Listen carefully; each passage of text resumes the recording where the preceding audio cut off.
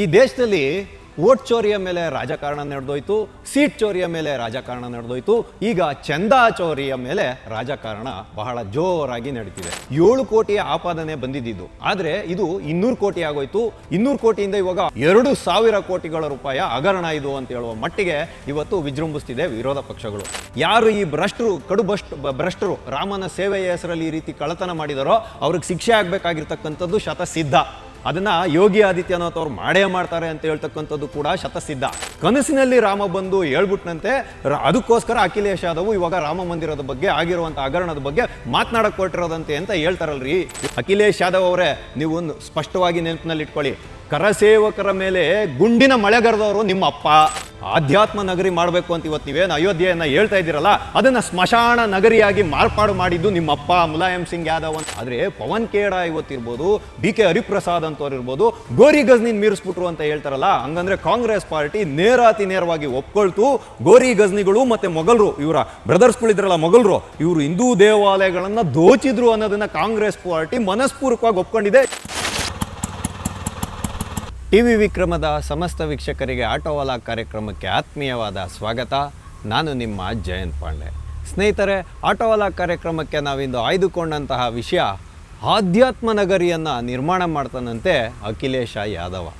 ಹೌದು ಸ್ನೇಹಿತರೆ, ನಾನು ಈ ರೀತಿಯಾಗಿ ಹೇಳ್ತಾ ಇರೋದಕ್ಕೆ ಒಂದು ಪ್ರಬಲವಾದ ಕಾರಣ ಉಂಟು. ಈ ದೇಶದಲ್ಲಿ ವೋಟ್ ಚೋರಿಯ ಮೇಲೆ ರಾಜಕಾರಣ ನಡೆದೋಯ್ತು, ಸೀಟ್ ಚೋರಿಯ ಮೇಲೆ ರಾಜಕಾರಣ ನಡೆದೋಯ್ತು, ಈಗ ಚಂದಾ ಚೋರಿಯ ಮೇಲೆ ರಾಜಕಾರಣ ಬಹಳ ಜೋರಾಗಿ ನಡೀತಿದೆ. ಬಿಸಿ ಚರ್ಚೆ. ಹೌದು ಸ್ನೇಹಿತರೆ, 500 ವರ್ಷಗಳ ಸತತವಾದ ಪ್ರಯತ್ನದಿಂದ, ತ್ಯಾಗ ಬಲಿದಾನಗಳಿಂದ ಹೋರಾಟವನ್ನು ಮಾಡಿದಂಥ ಹಿಂದೂ ಸಮಾಜ ರಾಮ ಜನ್ಮಭೂಮಿಯಲ್ಲಿ ರಾಮ ಮಂದಿರವನ್ನು ನ್ಯಾಯಸಮ್ಮತವಾಗಿ ಕಟ್ಕೊಳ್ತು, ಅದನ್ನು ರಾಷ್ಟ್ರ ಮಂದಿರ ಅಂತ ಕರೀತು. ಆದರೆ ವಿಪಕ್ಷಗಳು ಇವತ್ತು ಏನಾದರೂ ಮಾಡಿ ಒಂದು ಕಳಂಕವನ್ನು ತರಬೇಕು ಅನ್ನುವಂಥ ಪ್ರಯತ್ನವನ್ನು ಬಿಡಲೇ ಇಲ್ಲ. ಅದಕ್ಕೆ ಪೂರಕವಾಗಿ ಕೆಲವು ಭ್ರಷ್ಟರು, ಕಳ್ಳರು, ಕುದಿಮ್ರು ಅಂತಲೇ ಹೇಳಬೇಕು. ಯಾಕೆಂದರೆ ಈ ರಾಮನ ಸೇವೆಯಲ್ಲಿ ನಾವು ತೊಡಗಿದ್ದೀವಿ ಅಂತ ಹೇಳೋದನ್ನು ಮರೆತಂಥ ಕೆಲವರು ಇಲ್ಲಿ ಉಂಡಿಯಲ್ಲಿ ಹಣವನ್ನು ಕಳ್ತನ ಮಾಡಿರೋದಕ್ಕೆ ಈಗ ಸಾಕ್ಷ್ಯಗಳು ಸಿಗ್ತಾ ಇರೋದ್ರಿಂದ ನಾವು ಧೈರ್ಯವಾಗಿ ಮಾತನಾಡ್ಬೋದು. ಈ ಕಳ್ಳರುಗಳಿಂದ ಏನಾಯಿತು ಅಂತ ಹೇಳಿದ್ರೆ, ಇವತ್ತು ರಾಮ ಮಂದಿರದ ಮೇಲೆ ಕಳಂಕವನ್ನು ಏರುವಂಥ ಮಟ್ಟಿಗೆ ಇವತ್ತು ವಿಜೃಂಭಿಸ್ತಿರ್ತಕ್ಕಂಥದ್ದು. ಸ್ನೇಹಿತರೆ, ನಾವಿಲ್ಲಿ ಎಲ್ಲರೂ ನೋಡಬೇಕಾಗಿರೋ ಗಂಭೀರವಾದ ವಿಷಯಗಳು, ಸೂಕ್ಷ್ಮ ಸಂಗತಿಗಳು ಸಾಕಷ್ಟಿದೆ. ಇವತ್ತು ಚಂಪತ್ ರಾಯ್ ಅವರು ಕೂಡ ಇವತ್ತು ರಾಜೀನಾಮೆಯನ್ನು ಮಾಡಿಬಿಟ್ರು. ಅದಾದ ಮೇಲೆ ಈಗ 8 ಜನರ ಬಂಧನ ಆಗಿದೆ. ಇವರ ಎಲ್ಲ ಆಸ್ತಿ ಪಾಸ್ತಿಗಳ ತಪಾಸಣೆಯನ್ನು ಮಾಡ್ತಿದೆ SIT. 80 ಜನರ ಒಂದು ತನಿಖೆಗೆ ಆದೇಶವನ್ನು ಮಾಡಿರ್ತಕ್ಕಂಥದ್ದು. ಬ್ಯಾಂಕುಗಳ ಮೇಲೆ ಇವರು ಎಲ್ಲೆಲ್ಲಿ ಆಸ್ತಿಗಳನ್ನು ಇಟ್ಕೊಂಡಿದ್ದಾರೆ ಅವುಗಳೆಲ್ಲದ್ರ ಮೇಲೆ ಸಂಪೂರ್ಣವಾದಂತಹ ತನಿಖೆಯನ್ನು ಮಾಡ್ತಿದ್ದಾರೆ, ಮತ್ತು ಜಪ್ತಿಯೂ ಕೂಡ ಮಾಡ್ತಿದ್ದಾರೆ. ಅಂದರೆ ಆಸ್ತಿಯ ದಾಖಲಾತಿಗಳಿರ್ಬೋದು, ಒಡವೆಗಳಿರ್ಬೋದು, ಇತ್ತೀಚೆಗೆ ಅವರು ತಗೊಂಡಿರೋವಂಥದ್ದು, ಮತ್ತು ಕ್ಯಾಶ್ ಇರ್ಬೋದು. ಅಂದರೆ ಈಗ 1 ಕೋಟಿ ಹತ್ರದವರೆಗೂ ಈಗ ಕ್ಯಾಶನ್ನು ಕೂಡ ರಿಕವರಿ ಮಾಡಲಾಗಿದೆ. ಆದರೆ 7 ಕೋಟಿಯ ಆಪಾದನೆ ಬಂದಿದ್ದು, ಆದರೆ ಇದು 200 ಕೋಟಿ ಆಗೋಯ್ತು.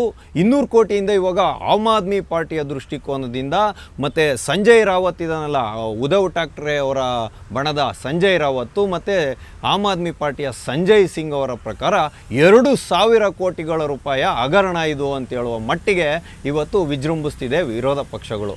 ಅಲ್ಲ ರೀ, ನಾವು ಮೊಟ್ಟ ಮೊದಲನೆಯದಾಗಿ ರಾಮ ಭಕ್ತರು ಯಾರಿದ್ದಾರೋ ಸಮಸ್ತರು ರಾಮ ಭಕ್ತರು ಮನಸ್ಸಿಗೆ ಇದು ನೋವನ್ನು ಉಂಟು ಮಾಡಿರುವಂಥ ಒಂದು ಸಂಗತಿ. ಎಲ್ರಿಗೂ ನೋವಿದೆ. ಇವಾಗ ನಾವೂ ಕೂಡ ರಾಮ ಮಂದಿರಕ್ಕೆ ಅಷ್ಟೋ ಇಷ್ಟೋ ಹೋರಾಟ ಮಾಡಿದವರೇ ಆಗಿದ್ರೂ ಕೂಡ ನಮ್ಮಲ್ಲೂ ಕೂಡ ರಾಮನ ದೇವಸ್ಥಾನದಲ್ಲಿ ಈ ರೀತಿ ಆಯ್ತಲ್ಲ ಅನ್ನೋಂಥ ನೋವು ಕಾಡದೇ ಇಲ್ಲ. ಈ ನೋವಿಗೆ ಇವತ್ತು ಪರಿಹಾರವನ್ನು ಕಂಡ್ಕೊಬೇಕು ಅಂದರೆ, ಯಾರು ಈ ಭ್ರಷ್ಟರು ರಾಮನ ಸೇವೆಯ ಹೆಸರಲ್ಲಿ ಈ ರೀತಿ ಕಳ್ಳತನ ಮಾಡಿದಾರೋ ಅವ್ರಿಗೆ ಶಿಕ್ಷೆ ಆಗಬೇಕಾಗಿರ್ತಕ್ಕಂಥದ್ದು ಶತಸಿದ್ಧ. ಅದನ್ನು ಯೋಗಿ ಆದಿತ್ಯನಾಥ್ ಅವ್ರು ಮಾಡೇ ಮಾಡ್ತಾರೆ ಅಂತ ಹೇಳ್ತಕ್ಕಂಥದ್ದು ಕೂಡ ಶತಸಿದ್ಧ. ಆದರೆ ಅದನ್ನು ಇಟ್ಕೊಂಡು ರಾಜಕಾರಣ ಮಾಡೋಕ್ಕೆ ಹೊರಟಿದಾರಲ್ಲ, ಇಂಥ ಎಡಬಿಡಂಗಿಗಳು ಅಂತಲೇ ನಾವು ಹೇಳಬೇಕು. ಇಂಥ ಎಡಬಿಡಂಗಿಗಳಿಗೆ, ಸಮಯ ಸಾಧಕರಿಗೆ, ನಯವಂಚಕರಿಗೆ ನಾವು ಏನು ಹೇಳಬೇಕು ಅನ್ನೋವಂಥದ್ದೇ ಇವತ್ತು ಯಕ್ಷ ಪ್ರಶ್ನೆಯಾಗಿ ಕಾಡ್ತಾ ಇರ್ತಕ್ಕಂಥದ್ದು. ಯಾಕೆಂದರೆ ಜನರ ಧಾರ್ಮಿಕ ಭಾವನೆಯ ಜೊತೆಯಲ್ಲಿ ಚೆಲ್ಲಾಟವನ್ನು ಆಡಿದಂಥವ್ರು ಈ ವಿಪಕ್ಷದವರು. ಎಲ್ರಿಗೂ ಗೊತ್ತಿರೋವಂಥದ್ದೇ. ಈ ಇಂಡಿ ಮೈತ್ರಿಕೂಟ ಮತ್ತು ಅದರ ಬಾಲಂಗೋಚಿಗಳಿದಾರಲ್ಲ, ಏನೆಲ್ಲ ರಾದಂಥವನ್ನು ರಾಮನ ಹೆಸರಲ್ಲಿ ಮಾಡಿದ್ದಾರೆ ಅನ್ನೋದನ್ನು ಅಖಿಲೇಶ್ ಯಾದವ ಇವತ್ತು ನಿದ್ದೆಯಲ್ಲಿ ಎಚ್ಚರಿಕೆ ಚಾಣಕ್ಯ ಇಟ್ಕೊಂಡು ಮಾತನಾಡಬೇಕಾಗಿರುವಂಥ ಪರಿಸ್ಥಿತಿ ಈತನ ಮುಂದೆ ಇವತ್ತು ನಿರ್ಮಾಣ ಆಗಿರ್ತಕ್ಕಂಥದ್ದು. ಯಾಕೆ ಅಂತ ಹೇಳಿದ್ರೆ ಇವತ್ತು ರಾಮ ಮಂದಿರದ ಬಗ್ಗೆ ಏನೋ ಭಾಳ ಶ್ರದ್ಧೆ ಇದೆ ಅಂತ ಈತನ ಒಬ್ಬ ಬಂಟ ಇವತ್ತೇನು ಹೇಳ್ತೀಯಾನೆ ಅಂದರೆ ಕನಸಿನಲ್ಲಿ ರಾಮ ಬಂದು ಹೇಳ್ಬಿಟ್ನಂತೆ ಅದಕ್ಕೋಸ್ಕರ ಅಖಿಲೇಶ್ ಯಾದವ್ ಇವಾಗ ರಾಮ ಮಂದಿರದ ಬಗ್ಗೆ ಆಗಿರುವಂಥ ಹಗರಣದ ಬಗ್ಗೆ ಮಾತನಾಡಕ್ಕೆ ಹೊರಟಿರೋದಂತೆ ಅಂತ ಹೇಳ್ತಾರಲ್ರಿ. ಇವ್ರಿಗೆಲ್ಲ ಏನಾದರೂ ಒಂದು ನೈತಿಕತೆ ಅನ್ನೋದಿದೆಯಾ ಅನ್ನೋಂಥ ಪ್ರಶ್ನೆಯನ್ನು ನಾವು ಮಾಡಬೇಕು. ಯಾಕೆ ಅಂತ ಹೇಳಿದ್ರೆ ಅಖಿಲೇಶ್ ಯಾದವ್ ನಿನ್ನೆ ಮೊನ್ನೆ ಕೊಟ್ಟಿರುವಂಥ ಸ್ಟೇಟ್ಮೆಂಟ್ಗಳೇನು ಅಂತ ಹೇಳಿದ್ರೆ ಮುಂದೆ ಏನಾದರೂ ಅಂದರೆ ಈತನಿಗೆ ಇದರಲ್ಲೂ ರಾಜಕಾರಣ ಕಾಣ್ತಿದೆ ಅನ್ನೋದು ಇಲ್ಲಿ ಸುಸ್ಪಷ್ಟ. ಇಲ್ಲಿ SIT ತನಿಖೆಯನ್ನು ಮಾಡಿ ಯಾರು ಇದರಲ್ಲಿ ಈ ರೀತಿಯಾಗಿ ಹಣ ಕಳುವು ಮಾಡಿರುವಂಥ ಕಳ್ಳರು ಅಂತಲೇ ನಾನು ಹೇಳ್ತೀನಿ. ನನಗೇನು ಭಯ ಇಲ್ಲ. ರಾಮ ಮಂದಿರ ಆಗಿದ ಕ್ಷಣ ಅದ್ರ ವಿರುದ್ಧವಾಗಲಿ ಅಲ್ಲಿ ನಡೆದಿರೋಂಥ ಹಗರಣದ ಬಗ್ಗೆ ಆಗಲಿ ಮಾತಾಡಬಾರ್ದು ಅಂತ ಯಾರು ಹೇಳಿಲ್ಲ. ನಾವು ನೇರವಾಗಿ ಹೇಳ್ತೀವಿ, ಯಾರು ರಾಮನ ಹಣವನ್ನು ಕದ್ದಿದನೋ ಅವನು ಕಳ್ಳನೇ. ಅದಕ್ಕೇ ಇವತ್ತು ಅಲ್ಲಿನ ಫೈಜಾಬಾದ್ನ ಬಾರ್ ಕೌನ್ಸಿಲ್ ಅವರು ಈ ಕಳ್ಳರ ವಿರುದ್ಧ ಯಾರು ವಕಾಲತ್ತನ್ನು ವಹಿಸಲ್ಲ ಅಂತೇಳಿರ್ತಕ್ಕಂಥದ್ದು ಒಂದು ಉತ್ತಮವಾದ ಬೆಳವಣಿಗೆ ಅಂತಲೇ ನಾವು ಹೇಳ್ತೀವಿ.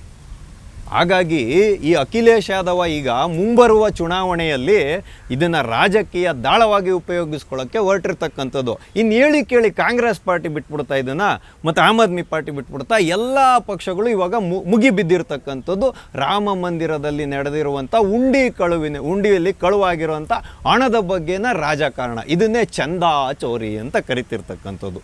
ಸೀಟ್ ಚೋರಿ ಆಗೋಯ್ತು, ವೋಟ್ ಚೋರಿ ಆಯಿತು, ಇವಾಗ ಚಂದಾ ಚೋರಿ. ಮುಂಬರುವ ಚುನಾವಣೆಯಲ್ಲಿ ಹೇಗಾದರೂ ಮಾಡಿ ಯೋಗಿ ಆದಿತ್ಯನಾಥ್ ಅವರನ್ನು ಮಣಿಸಿ ಉತ್ತರ ಪ್ರದೇಶದ ಮುಖ್ಯಮಂತ್ರಿ ಆಗಬೇಕು ಅಂತ ಕನಸು ಕಾಣ್ತಾ ಇರುವಂಥ ಅಖಿಲೇಶ್ ಯಾದವ್ ಅವರು ಇವಾಗ ಒಂದು ಹೇಳಿಕೆಯನ್ನು ಕೊಟ್ಟಿದ್ದಾರೆ. ಮುಂದೆ ಏನಾದರೂ ನಮ್ಮ ಪಕ್ಷ ಅಧಿಕಾರಕ್ಕೆ ಬಂದಿದ್ದೇ ಆದಲ್ಲಿ ಅಯೋಧ್ಯೆಯನ್ನು ವಿಶ್ವ ದರ್ಜೆಯ ಒಂದು ಆಧ್ಯಾತ್ಮ ನಗರಿಯಾಗಿ ಮಾಡ್ತೀವಿ, ವಿಶ್ವದ ಎಲ್ಲೆಡೆಯಿಂದ ಬರುವಂಥ ಜನರು ಇಲ್ಲಿ ನಿಜವಾದ ಆಧ್ಯಾತ್ಮದ ಅನುಭೂತಿಯನ್ನು ಹೊಂದುತ್ತಾರೆ ಅಂತ ಹೇಳುವಂಥ ಹೇಳಿಕೆಯನ್ನು ಕೊಟ್ಟಿದ್ದಾನೆ. ಇದನ್ನು ಕೇಳಿಸ್ಕೊಂಡಿದ್ದು ಆಮ್ ಆದ್ಮಿ ಪಾರ್ಟಿ ಸಂಜಯ್ ಸಿಂಗ್ ಇದ್ದಾರಲ್ಲ, ಅವ್ರು ಸುಮ್ಮನೆ ಇದ್ಬಿಡ್ತಾರ? ಅವ್ರೇನು ಹೇಳಿದ್ರು ಅಂದರೆ ಇದರಲ್ಲಿ 3 ವಿಷಯಗಳು ಬಹಳ ಪ್ರಮುಖವಾಗಿ ಇವತ್ತು ಎಲ್ಲರನ್ನ ಕಾಡ್ತಾ ಇರ್ತಕ್ಕಂಥದ್ದು. ನೋಡಿ, ರಾಷ್ಟ್ರೀಯ ಸ್ವಯಂ ಸೇವಕ ಸಂಘ ಇರ್ಬೋದು, ವಿಶ್ವ ಹಿಂದೂ ಪರಿಷತ್ ಇರ್ಬೋದು, ಬಜರಂಗ್ ದಳ ಇರ್ಬೋದು, ಕರಸೇವಕರು ಇರ್ಬೋದು, ಸಾಕಷ್ಟು ತ್ಯಾಗ ಬಲಿದಾನಗಳನ್ನು ಮಾಡಿದ್ದಾರೆ ರಾಮ ಮಂದಿರಕ್ಕೋಸ್ಕರ. ಹೇಗಾದರೂ ಮಾಡಿ ಅವ್ರ ಮೇಲೆ ಅಪಪ್ರಚಾರವನ್ನು ಮಾಡಬೇಕು, ಈ ಉಂಡಿ ಕಳುವಿನ ವಿಷಯವನ್ನು ತೊಗೊಂಡೋಗಿ ನಾಗ್ಪುರದ RSS ಮೇಲೆ ಎತ್ತಾಕಬೇಕು ಅನ್ನುವಂಥ ವಿಷಯನೇ ವಿಪಕ್ಷಗಳ ಮೇಲೆ ಇರ್ತಕ್ಕಂಥದ್ದು. ಹೇಗಾದರೂ ಮಾಡಿ RSSನ್ನು ಮತ್ತು ಸಂಘ ಪರಿವಾರವನ್ನು ಕಳಂಕ ಒರೆಸ್ಬೇಕು ಅದ್ರ ಮೇಲೆ. ಅದಕ್ಕೆ ಕುಮ್ಮಕ್ಕನ್ನು ಕೊಟ್ಟಿರೋದು ನರೇಂದ್ರ ಮೋದಿಯವರು, ಅಮಿತ್ ಶಾ ಅವರು ಅಂತ ಹೇಳುವಂಥ ಮಟ್ಟಿಗೆ ಮಾಡಬೇಕು. ಮತ್ತು ಇಲ್ಲಿನ ಸರ್ಕಾರ ವಿಫಲವಾಗಿರೋದ್ರಿಂದ ಇಂಥ ಹಗರಣ ನಡೆದಿದೆ ಅಂತ ಹೇಳುವಂಥ ವಿಷಯವನ್ನು ಇಟ್ಕೊಂಡು ಯೋಗಿ ಆದಿತ್ಯನಾಥರನ್ನು ಮಣಿಬೇಕು ಅಂತ.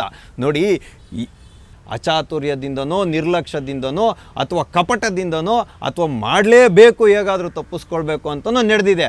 ಅದಕ್ಕೆ ಏನು ಸಾಕ್ಷಿ ಆಗಬೇಕೋ, ತಕ್ಕ ಶಿಕ್ಷೆ ಏನು ಕೊಡಬೇಕು ಅದನ್ನು ಕೊಡ್ತಾರೆ ಅನ್ನೋ ನಂಬಿಕೆನೂ ಕೂಡ ಅಷ್ಟೇ ದೃಢವಾಗಿದೆ.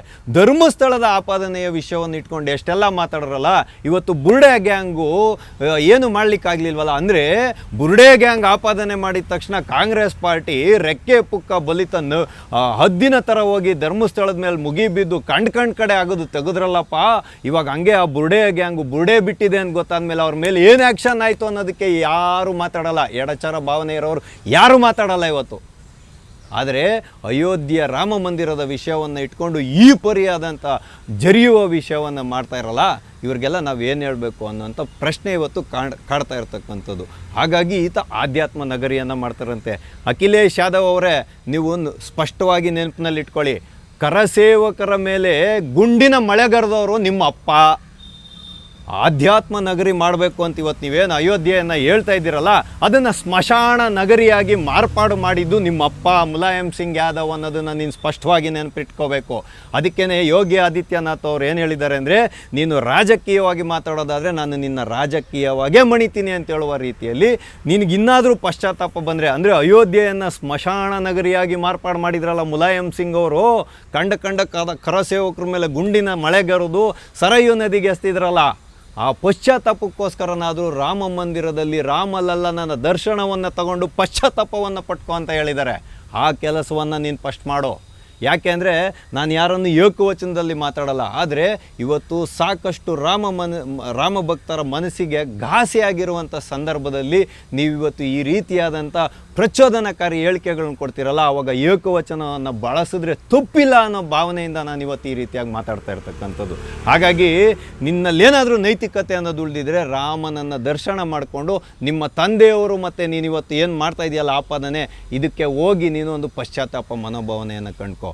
ಹಾಗಾಗಿ ಕೇವಲ ರಾಮ ಮಂದಿರ ಒಂದೇ ಉಳಿದಿಲ್ಲಪ್ಪ, ಮಥುರಾ ಇದೆ, ಬೃಂದಾವನ ಇದೆ, ಅದ್ರ ಬಗ್ಗೆ ಸ್ಪಷ್ಟತೆಯಿಂದ ಮಾತಾಡೋ.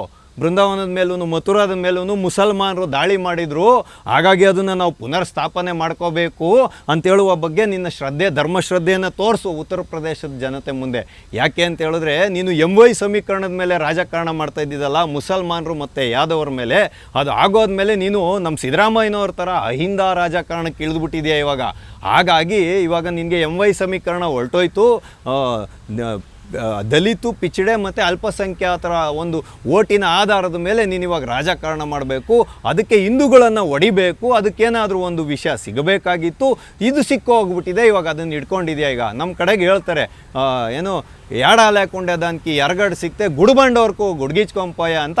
ಏನು ಸಿಕ್ತೆ ಇರೋ ಅಖಿಲೇಶ್ ಯಾದವ್ ಇವತ್ತೊಂದು ಈರುಳ್ಳಿ ಸಿಕ್ಕಿದೆ, ಅದನ್ನು ಗುಡ್ಗಿಸ್ಕೊಂಡು ಗುಡ್ಬಂಡೆಯವ್ರಿಗೂ ಹೊಲ್ಟಾಕ್ಬಿಡೋಣ ಅಂತ ಇವಾಗ ಈ ವಿಷಯನ ಇಟ್ಕೊಂಡು ಎಳೆದಾಡ್ತಾ ಇರೋದು. ಇನ್ನು ಸಂಜಯ್ ಸಿಂಗ್ನ ವಿಷಯಕ್ಕೆ ಬರೋದಾದರೆ ಈತ ಏನು ಹೇಳ್ತೀಯಾನೆ ಅಂದರೆ, ಈಗ ಏನು ಸಾಂಸದರೆಲ್ಲ ಹೊರಟೋಗ್ತಿದ್ದಾರಲ್ಲ ಇವಾಗ NDA ಮೈತ್ರಿಕೂಟದ ಕಡೆಗೆ, ಅದಕ್ಕೆ ದುಡ್ಡನ್ನು ಕೂಡ ರಾಮ ಮಂದಿರದನ್ನೇ ಚೋರಿ ಮಾಡಿಬಿಟ್ಟಿರೋದು. ಅಂದರೆ ಸೀಟ್ ಚೋರಿ. ಅಂದರೆ ಇವಾಗ ಇವ್ರನ್ನೆಲ್ಲ MLAಗಳನ್ನ ಪರ್ಚೇಸ್ ಮಾಡೋದಕ್ಕೆ, ಕುದುರೆ ವ್ಯಾಪಾರ ಮಾಡೋದಕ್ಕೆ, ಈ ಲಂಗಡ ಗೋಡಗಳೆಲ್ಲ, ಇದು ರಾಹುಲ್ ಗಾಂಧಿ ಭಾಷೆಯಲ್ಲಿ ಹೇಳ್ಬೇಕಂದ್ರೆ ಲಂಗಡ ಗೋಡಗಳು ಇವರೆಲ್ಲ, ಈ ಲಂಗಡ ಗೋಡಗಳನ್ನ ಪರ್ಚೇಸ್ ಮಾಡೋದಕ್ಕೆ ರಾಮ ಮಂದಿರದ ದುಡ್ಡನ್ನು ಬಳಸ್ಬಿಟ್ಟಿದ್ದಾರೆ ಅನ್ನುವಂಥ ಈತನ ಆಪಾದನೆ. 2,000 ಕೋಟಿ ಏನ್ರಿ, 2,000 ಕೋಟಿಗೆ ಎಷ್ಟು ಸೊನ್ನೆ ಬರುತ್ತೆ ಅಂತ ನಮ್ಮಂಥ ಸಾಮಾನ್ಯ ಜನರಿಗೆ ಗೊತ್ತಿಲ್ಲ.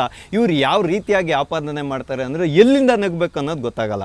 ರಾಮ ಮಂದಿರಕ್ಕೆ ಬಂದಿರತಕ್ಕಂಥದ್ದೇ 300-350 ಕೋಟಿ, ಅದರಲ್ಲಿ 173 ಕೋಟಿ ಬ್ಯಾಂಕಲ್ಲಿ ಡಿಪಾಸಿಟ್ ಇಟ್ಟಿರುವಂಥ ಬಡ್ಡಿಯಿಂದ ಬಂದಿರತಕ್ಕಂಥದ್ದು.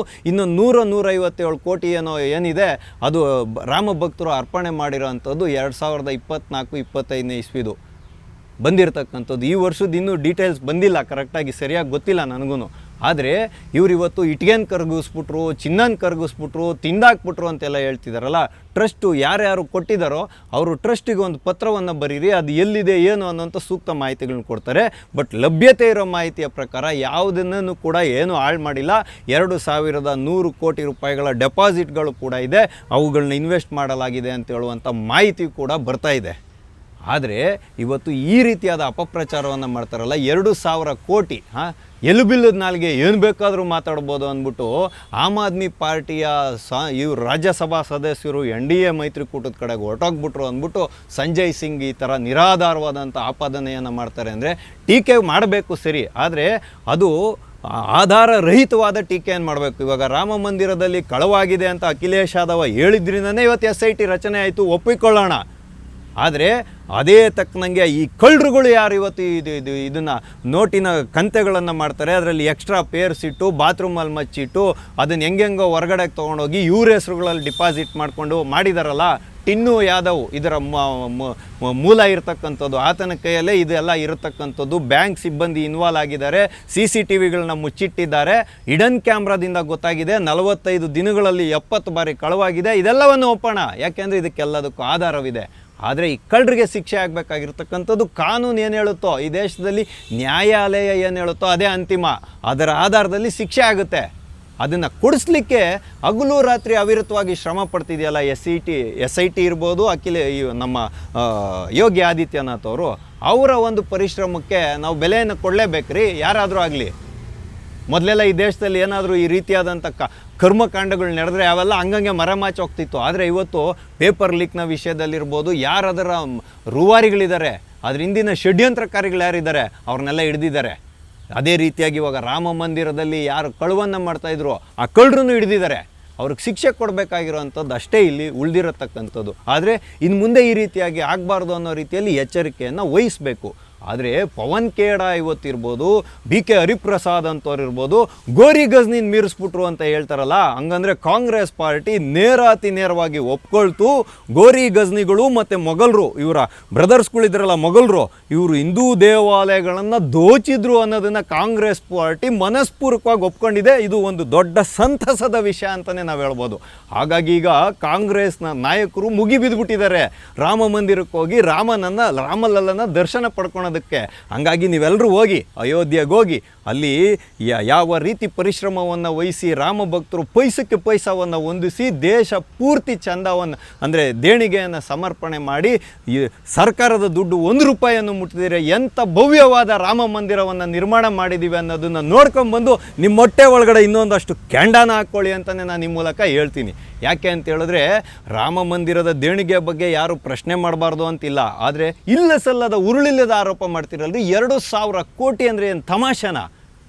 ಎಲ್ಲಿ ಬಿಲ್ಲದ ನಾಲ್ಗೆ ಏನು ಬೇಕಾದರೂ ಮಾತಾಡ್ಬೋದಾ? ಹಾಗಾಗಿ ಇವಾಗ ಕಾಂಗ್ರೆಸ್ಸಿಗರೆಲ್ಲ ಹೋಗ್ತಾರಂತೆ, ಹೋಗಿ. ಯಾಕೆ ಅಂತ ಹೇಳಿದ್ರೆ ಅಖಿಲೇಶ್ ಯಾದವ ಸಿಕ್ಕಿದವನಿಗೆ ಸೀರುಂಡೆ ಅಂತಾರಲ್ಲ, ನಮ್ಮ ಕಡೆಗೆ ಸಿಕ್ಕಿದವನಿಗೆ ಸೀರುಂಡೆ. ಹಂಗಾಗಿ ಮುಂದೆ ಇವಾಗ ತುಂಬ ಹತ್ತಿರದಲ್ಲಿ ಉತ್ತರ ಪ್ರದೇಶದ ಚುನಾವಣೆ ಇದೆ. ಆಮ್ ಆದ್ಮಿ ಪಾರ್ಟಿಗೂ ಬೇಕು ಇದನ್ನು ರಾಜಕೀಯದ ವಿಷಯ ಮಾಡೋದು, ಕಾಂಗ್ರೆಸ್ ಪಾರ್ಟಿಗೂ ಬೇಕು, ಅದಾದಮೇಲೆ ಅಖಿಲೇಶ್ ಯಾದವನ ಸಮಾಜವಾದಿ ಪಾರ್ಟಿಗೂ ಬೇಕು, ಎಲ್ಲ ಪಕ್ಷಗಳಿಗೂ ಬೇಕು ಇದನ್ನೊಂದು ದೊಡ್ಡ ವಿಷಯ ಮಾಡೋದಕ್ಕೆ. ಹಾಗಾಗಿ ಯಾರ್ಯಾರು ವಿಕೃತವಾದಂಥ ಸಂತೋಷವನ್ನು ಅನುಭವಿಸ್ತಾ ಇದ್ದೀರೋ ಅನುಭವಿಸಿ, ಇದು ನಿಮಗೊಂದು ಸಕಾಲ. ಆದರೆ ಯಾರು ಕಳ್ಳರು ರಾಮನ ಹೆಸರಲ್ಲಿ ತಿಲಕವನ್ನು ಇಟ್ಕೊಂಡು ಗುಂಡಿಗೆ ಕೈ ಹಾಕಿರೋ ಕಳ್ಳರಿಗೆ ಶಿಕ್ಷೆ ಆಗುತ್ತಲ್ಲ, ಅವತ್ತು ರಾಮ ಭಕ್ತರು ನಾವು ಸಂತಸ ಪಡ್ತೀವಿ. ಹಾಗಾಗಿ ಅಖಿಲೇಶ್ ಯಾದವಂಗೆ ಏನಾದರೂ ಯಾಮಾರಿ ಹಿಂದೂಗಳನ್ನು ಹೊಡೆದಾಕಬೇಕು ಅಂದರೆ ಇವತ್ತು ಅಖಿಲೇಶ್ ಯಾದವ ಹಿಂದೂ ಸಂಘಟನೆ ಆಗಿದೆಯಲ್ಲ, ಇವತ್ತು ಹಿಂದೂಗಳು ಸಂಘಟಿತರಾಗಿದ್ದಾರಲ್ಲ, ಅದನ್ನು ಒಡೆದುಬಿಟ್ಟು ಹೆಂಗಾದರೂ ಮಾಡಿ ಗೆದ್ದು ಬಿಡಬೇಕು ಅಂತ ಪ್ರಯತ್ನ ಮಾಡ್ತಾ ಇರೋದು. ಹಾಗಾಗಿ ಈತ ಎರಚೋ ಅಂಥ ಮಂಕು ಬೂದಿಗೆ ಉತ್ತರ ಪ್ರದೇಶದ ಯಾವುದಾದ್ರೂ ಹಿಂದೂಗಳು ಮಾರಿ ಹೋದರೆ ಮುಂದೊಂದು ದಿನ ಹಿಂದೂ ಸಂಘಟನೆ ಅಂತ ಹೇಳ್ತಕ್ಕಂಥದ್ದು ಒಡೆದೋಗುತ್ತೆ. ಹಿಂದೂಗಳು ಅನುಭವಿಸ್ಬಾರ್ದಂಥ ಕಷ್ಟಗಳನ್ನ ಅನುಭವಿಸ್ಕೊತಾರೆ. 90ರ ದಶಕಕ್ಕೆ ಹೋಗಬೇಕು. ಯಾಕೆಂದರೆ ಅಧ್ಯಾತ್ಮ ನಗರಿ ಮಾಡ್ತೀನಿ ಅಂತಿತ್ತ ಹೇಳ್ತೀಯನಲ್ಲ, ಇವರಪ್ಪ ಅಯೋಧ್ಯೆಯನ್ನು ಸ್ಮಶಾನ ನಗರಿ ಮಾಡಿದ್ರು ಮುಲಾಯಂ ಸಿಂಗ್ ಯಾದವ್ ಅವರು ಅನ್ನೋದನ್ನು ಸ್ಪಷ್ಟವಾಗಿ ನೆನ್ಪಿಟ್ಕೋಬೇಕು. ಹಾಗಾಗಿ ಅಖಿಲೇಶ್ ಯಾದವ್ ಅವರು ಯಾವುದೇ ಆಧ್ಯಾತ್ಮ ನಗರಿಯನ್ನು ನಿರ್ಮಾಣ ಮಾಡೋದಿಲ್ಲ. ಮೋದಿಯವರ ಮೇಲೆ ಅಪಪ್ರಚಾರ ಮಾಡೋದಕ್ಕೋಸ್ಕರ ರಾಮ ಮಂದಿರ ತೀರ್ಥಕ್ಷೇತ್ರ ಟ್ರಸ್ಟ್ನ ಮೇಲೆ ಅಪಪ್ರಚಾರವನ್ನು ಮಾಡೋದ್ರ ಮುಖಾಂತರ ಈತ ತನ್ನ ರಾಜಕೀಯದ ಬೇಳೆಯನ್ನು ಬೇಯಿಸ್ಕೊಳ್ತಿದ್ದಾನೆ ಅನ್ನುವಂಥ ಒಂದು ಸ್ಪಷ್ಟೀಕರಣ ಮಾತ್ರ ಸಮಸ್ತ ಹಿಂದೂ ಸಮಾಜದಲ್ಲಿ ಇರಬೇಕು ಅಂತ ಹೇಳುವ ವಿಚಾರವನ್ನಷ್ಟೇ ನಾನಿಲ್ಲಿ ವ್ಯಕ್ತಪಡಿಸಿದ್ದೀನಿ. ಹಾಗಾಗಿ ಯಾರು ಕೂಡ ರಾಮ ಮಂದಿರ ಉಂಡಿ ಕಳುವಿನ ವಿಚಾರವನ್ನು ಸಮರ್ಥನೆ ಮಾಡುವಂಥ ಪ್ರಯತ್ನಕ್ಕೆ ಕೈ ಹಾಕಬಾರ್ದು. ಯಾಕೆ ಅಂತ ಹೇಳಿದ್ರೆ ರಾಮ ಅಂತ ಹೇಳ್ತಕ್ಕಂಥದ್ದು ಮರ್ಯಾದಾ ಪುರುಷೋತ್ತಮ ರೀ. ಯಾರು ಅನ್ಯಾಯ ಮಾಡ್ರೋ ಅವ್ರಿಗೆ ಶಿಕ್ಷೆಯನ್ನು ಕೊಡುವಂಥ ಮಹಾನ್ ಪರಮಾತ್ಮ ರಾಮ. ಹಾಗಾಗಿ ರಾಮನ ಉಂಡಿಯ ಹಣವನ್ನು ಕದ್ದೋರ್ಗೂ ಕೂಡ ಸೂಕ್ತವಾದ ಶಿಕ್ಷೆಯನ್ನು ರಾಮ ಯಾವುದಾದ್ರೂ ಒಬ್ಬರಿಗೆ ಪ್ರೇರಣೆಯನ್ನು ಕೊಟ್ಟೇ ಕೊಡ್ತಾನೆ. ಹಾಗಾಗಿ ಇವರು ಆಧ್ಯಾತ್ಮ ನಗರಿ ನಿರ್ಮಾಣ ಮಾಡೋದು ದೂರದ ಮಾತು. ಹಾಗಾಗಿ ಎಲ್ಲೆಲ್ಲಿ ತೀರ್ಥಕ್ಷೇತ್ರಗಳಿದಾವೋ ಹಿಂದೂ ತೀರ್ಥಕ್ಷೇತ್ರಗಳು ಅವುಗಳನ್ನ ಸ್ಮಶಾನ ನಗರಿಗಳಾಗಿ ಮಾರ್ಪಾಡು ಮಾಡದೇ ಇರುವಂತೆ ರಾಮ ನಮ್ಮೆಲ್ಲರನ್ನು ಆಶೀರ್ವದಿಸಲಿ ಅಂತೇಳುವ ವಿಷಯದೊಂದಿಗೆ ಇಂದಿನ ಆಟೋವಾಲ ಕಾರ್ಯಕ್ರಮವನ್ನು ನಾವು ಮುಗಿಸ್ತಾ ಇದ್ದೇವೆ. ಮುಂದೆ ಇಂತಹದ್ದೇ ಒಂದು ಕುತೂಹಲಕಾರಿಯಾದ ವಿಷಯದೊಂದಿಗೆ ನಾವೆಲ್ಲರೂ ಮತ್ತೆ ಭೇಟಿಯಾಗೋಣ. ಅಲ್ಲಿವರೆಗೂ ಟಿ ವಿ ವಿಕ್ರಮವನ್ನು ಸಬ್ಸ್ಕ್ರೈಬ್ ಮಾಡುವುದರ ಮುಖಾಂತರ, ನಿಮ್ಮ ಸದ್ವಿಚಾರಗಳನ್ನು ಕಾಮೆಂಟ್ ಮಾಡುವುದರ ಮುಖಾಂತರ ಹಾಗೂ ಶೇರ್ ಮಾಡುವುದರ ಮುಖಾಂತರ ನಮ್ಮನ್ನು ಪ್ರೋತ್ಸಾಹಿಸಿ. ಟಿವಿ ವಿಕ್ರಮ, ದೇಶ ನಿಮ್ಮ ಕೈಯಲ್ಲಿ. ಈ ಕಾರ್ಯಕ್ರಮ ನಿಮಗೆ ಇಷ್ಟ ಆಗಿದ್ದಲ್ಲಿ ಲೈಕ್, ಶೇರ್ ಹಾಗೂ ಕಮೆಂಟ್ ಮಾಡಿ. ಟಿವಿ ವಿಕ್ರಮದ ಕಾರ್ಯಕ್ರಮಗಳನ್ನು ನಿರಂತರವಾಗಿ ವೀಕ್ಷಿಸಲು ಸಬ್ಸ್ಕ್ರೈಬ್ ಮಾಡಿ, ಬೆಲ್ ಐಕನ್ ಒತ್ತಿ.